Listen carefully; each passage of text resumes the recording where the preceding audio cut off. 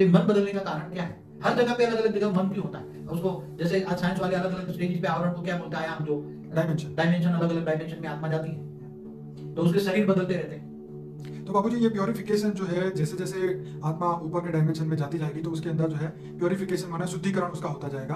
और क्योंकि ऊपर सत्य लोग है, ये झूठ लोग है माने मृत्यु लोग है, तो जैसे जैसे आत्मा ऊपर के डायमेंशन में जाएगी तो उसके अंदर शुद्धिकरण होता जाएगा, उसका सूक्ष्म शरीर व कारण शरीर भी रिचार्ज होता जाएगा और उसके अंदर पावर आती जाएगी। देखो, सूक्ष्म शरीर जैसे बदलते हैं ना, ऐसी तरह बुद्धि बदलती है। राइट। और बुद्धि, जैसे मैं आपको एक एग्जांपल दूं, जैसे आज मनुष्य लोग स्वर्ग लोक में जाता है ना, तो उसकी बुद्धि क्या होती है? स्वर्ग लोक तो भोग लोक है ना, वहां भोग भोगते हैं ना देवता है। मगर इससे ऊपर अगर चला जाता है चौथे लोग, वहां लोग जन लोग, तब लोग आत्मा सूक्ष्म शरीर के साथ जाती है ना, वहां सूक्ष्म शरीर होता है। मगर जैसे भी ये विष्णुपुरी या शिवपुरी और परमधाम में चली जाती है, निराकार बन जाती है, तो निराकार में तुरंत उसको ज्ञान नहीं बन, पूरा निराकार ही संपूर्ण रूप है, वही पूर्ण ब्रह्म है। आत्मा का पूर्ण ब्रह्म स्वरूप जो कहते हैं आत्मा का, क्योंकि जैसे बाप है वैसे बच्चे, तो तुम्हारा आत्माओं का रचयिता निराकार ही है। और निराकार जो है, ऐसे ही बच्चे भी निराकार बन गए तो परमधाम में बाप के साथ पहुंच गए। समझ में आया? वो कहते हैं ब्रह्मलीन, कोई ब्रह्मलीन में ऊपर में लीन नहीं होता, उसको ज्ञान ही बंद हो जाता है। आत्मा निराकार बनती है तो संपूर्ण बाप समान बन जाती है, परमात्मा बन जाती है, आत्मा से परमात्मा बन जाती है। जैसे कहते हैं जीव से शिव बन जाते हैं, हम ब्रह्मास्मि ब्रह्म स्वरूप बन जाती है।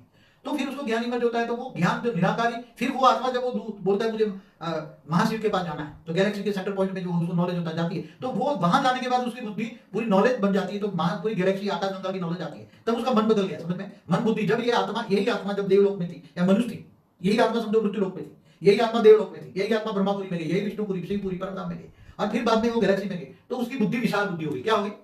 बुद्धि क्या हो गई? विशाल बुद्धि। तो संस्कार बदल गए ना, तो मन बदल गया। मन क्या हो गया? मन बोलता है नहीं, अभी तो और आगे जाना है, और आगे जाना है, और आगे जाना है।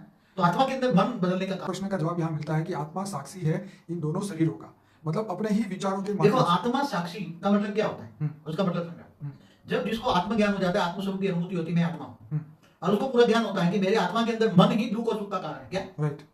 उसको इतना समझ में आ जाए कि मेरा मन, और मन क्यों दुख अनुभव करता है? जब झूठी चीजें, ये पता लगता है कि मायावी चीजें हैं, मायावी चीजों की इच्छा रखता है, बहुत ये चाहिए, ये चाहिए, चाहिए, इच्छा मात्र में अविद्या नहीं बनता। तो इच्छाओं से दुख बनता है, ये जब आत्मा को समझ में आता है, तब मन पर कंट्रोल कर लेता है।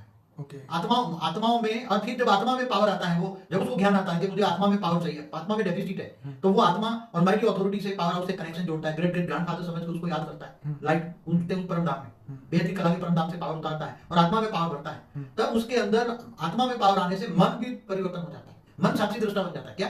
अब उसको ख्याल आ गया कि मेरे दुखों का कारण क्या है? मन है।